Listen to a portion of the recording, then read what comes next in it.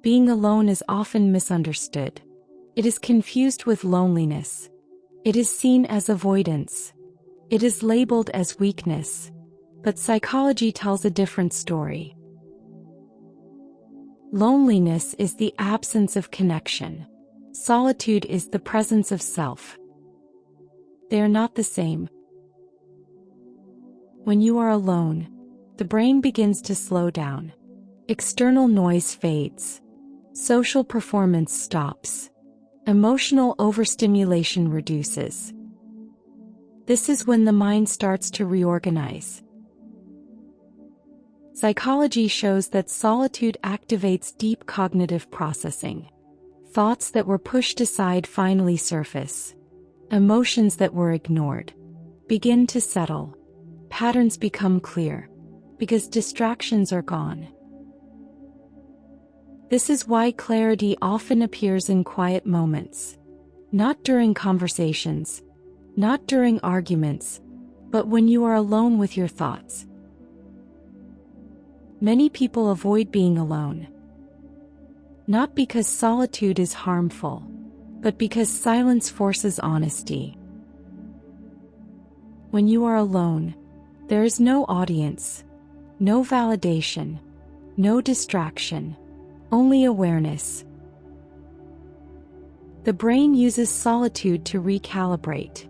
It strengthens emotional regulation. It improves self-awareness. It reduces impulsive behavior. Over time, the mind becomes less reactive and more intentional. This is why people who spend time alone often respond differently. They think before speaking.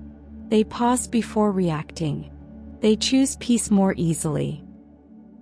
Their brain has learned stillness. Solitude also strengthens identity. When you are not constantly influenced, you begin to recognize your own values, your own limits, your own needs. This creates internal stability. Many emotionally strong people learned strength alone, not because they rejected people, but because they listened to themselves. They allowed solitude to shape their mind. This does not mean isolating yourself from the world. This means not being afraid of your own presence. This means knowing that silence is not empty. It is restorative.